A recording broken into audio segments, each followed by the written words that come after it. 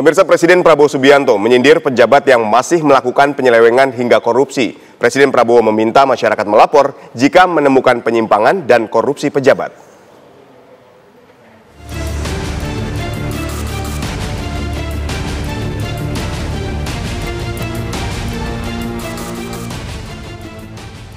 Presiden Prabowo Subianto kembali menegaskan komitmen untuk memberangus korupsi.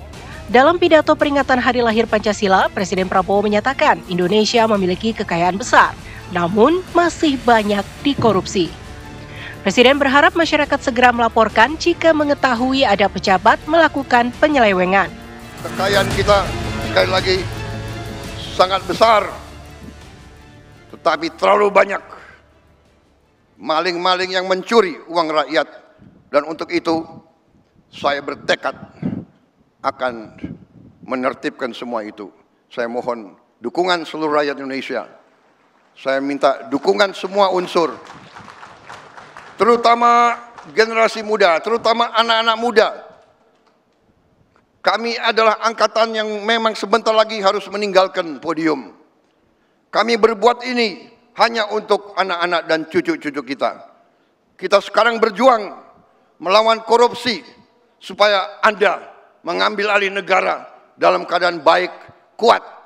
Tidak boleh ada kemiskinan di Indonesia. Tidak boleh ada kelaparan di Indonesia. Mari kita bersatu. Jangan ragu-ragu. Melihat pejabat pemimpin melanggar, laporkan. Sekarang kita punya teknologi. Setiap rakyat di desa bisa menggunakan gadget. Kalau ada bukti pelanggaran, segera siarkan. Jangan terima penyelewengan. Jangan mau terima pejabat yang berbuat sekehendak dirinya dan tidak setia kepada bangsa dan negara. Presiden juga meminta agar Pancasila tidak hanya menjadi slogan, namun diamalkan sehingga membuat bangsa lebih sejahtera. Tim TV One mengabarkan.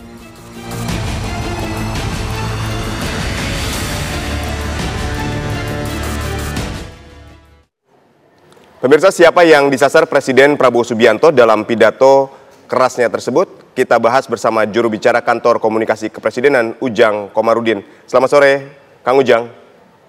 Selamat sore, Bang Aditya. Assalamualaikum. Waalaikumsalam warahmatullahi wabarakatuh. Kang Ujang, ini kan Presiden Prabowo ini kembali menegaskan soal pejabat yang korupsi. Nah, sebetulnya seberapa masif korupsi di negeri ini sehingga Presiden ini mempertegas lagi komitmennya dalam memberantas korupsi? Kalau kita perhatikan pernyataan Bapak Presiden dalam pidatonya, ada poin yang sangat clear, sangat jelas, ya, sangat banyak maling-maling. Nah, artinya kita tuh sangat besar gitu potensi penyelewengan anggaran negara gitu, potensi korupsi itu, dan tadi sangat clear juga nama yang disebutkan maling-maling itu.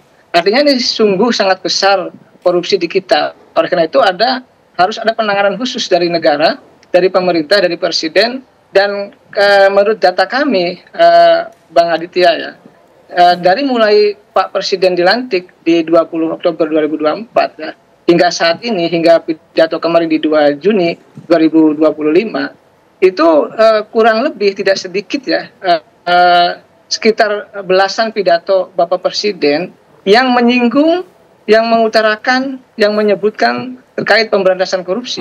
Jadi ini Bapak Presiden sangat konsisten, bahkan jauh-jauh hari ya, dari buku-buku yang ditulis beliau, dari pernyataan-pernyataan beliau ketika kampanye yang lalu gitu, ketika dilantik, dan kemarin terakhir ketika Hari Pancasila, itu sangat konsisten dalam konteks membersihkan negara ini, berbicara terkait pemberantasan korupsi.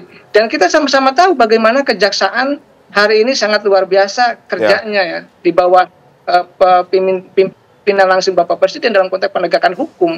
Oleh karena itu Pak Presiden tidak main-main dalam konteks pemberantasan korupsi, dan kalau siapa yang disasar tentu penyelenggara negara, tentu pejabat negara, dan di situ Pak Presiden ingin Indonesia bersih, ingin Indonesia sehat, ingin Indonesia minim korupsinya, sehingga betul-betul kita sebagai bangsa bisa maju, bisa menjadi negara besar, dan bisa menjadi negara yang sejahtera.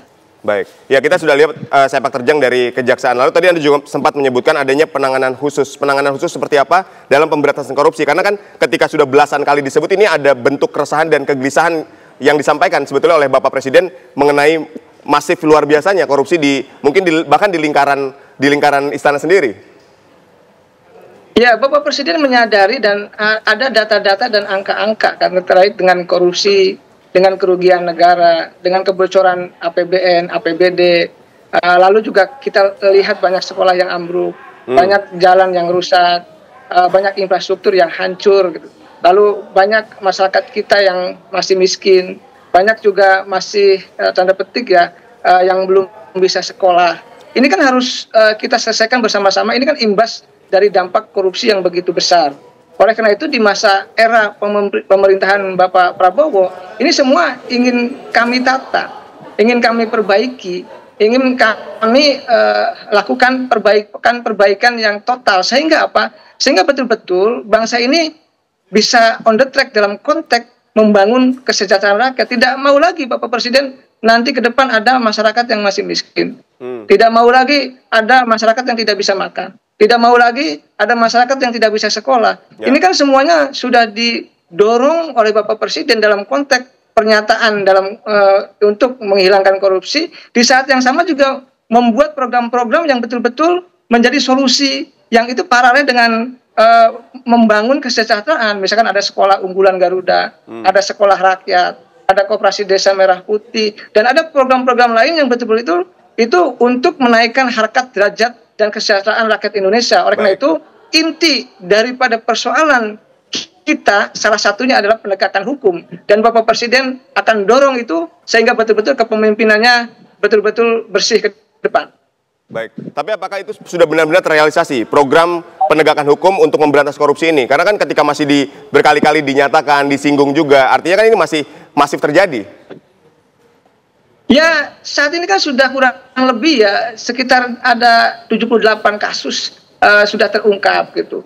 Ada jumlah angka triliunan yang sudah dikembalikan kepada negara gitu. Itu kan angka-angka yang fantastis yang kita tahu bahwa ada yang ditangkap karena korupsi triliunan.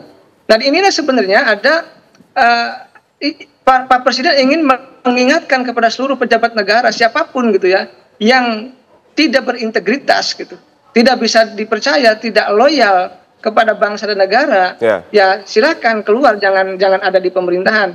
Atau kalau korupsi ya akan ditangkap, kira-kira begitu. Oleh karena itu kami meyakini ini komitmen besar ya, komitmen yang luar biasa dari Bapak Presiden, dan kita lihat bahwa ini dilakukan oleh Bapak Presiden Pak Prabowo yang selalu konsisten berkali-kali gitu dalam setiap pidatonya tadi menyampaikan pemberantasan korupsi. Kami yakin dengan pemberantasan korupsi ke depan hal-hal lain itu bisa ditanggulangi. Jadi misalkan masyarakat yang tadinya tidak bisa makan ya akan bisa makan. Masyarakat yang tidak bisa sekolah akan bisa sekolah. Yang tadinya misalkan sekolah yang hancur, ambruk bisa kita perbaiki. Jalan-jalan berlubang kalau tidak dikorupsi akan juga diperbaiki. Ini kan banyak kalau tidak ada korupsi yang bisa kita lakukan.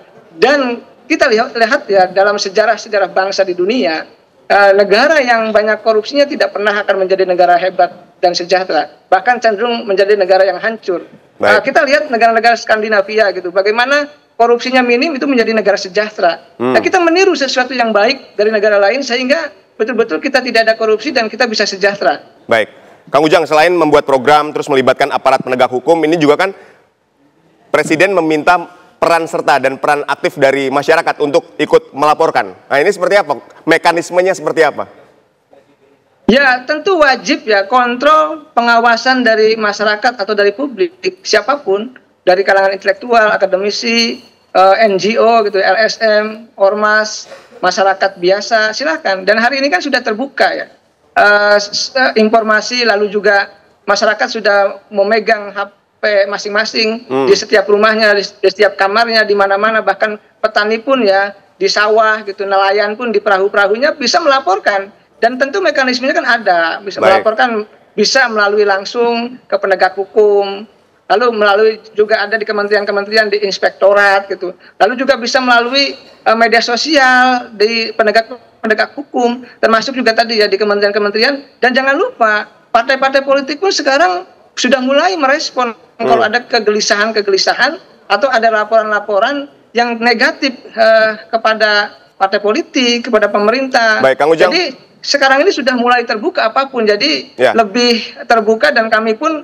percaya dengan keterbukaan itu akan lebih baik. Tadi pengawasan dari publik wajib dilakukan, penindakan juga harus dilakukan oleh penegak hukum, dan jangan lupa pencegahan juga harus dilakukan oleh penegak hukum. Kang Ujang, kami juga percaya dengan adanya keterbukaan. Tapi gini, ada satu kasus masyarakat melaporkan dugaan korupsi di salah satu lembaga 13,3 miliar. Kemudian justru malah ditetapkan sebagai tersangka akses ilegal dan seterusnya. Nah, ini bagaimana perlindungan terhadap mereka yang ingin melapor jadinya? Kan mereka jadi takut nih. Nah, perlindungan dan keamanan bagi masyarakat yang ingin melapornya seperti apa?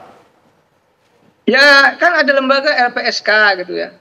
Tentu tadi harus didampingi dengan teman-teman NGO, didampingi juga biasanya punya pengacara gitu. Dan hari ini kalau memang ada yang seperti itu, tentu tadi bisa lebih dibuka lagi kepada publik gitu, agar memang bisa menjadi perhatian publik yang lebih luas lagi. Kami yakin juga penegak hukum tidak akan main-main dalam konteks penegakan hukum, karena kalau yang salah dibenarkan, yang benar disalahkan, tentu yang akan menjadi korban tanda petik adalah oknum dari penegak hukum itu sendiri.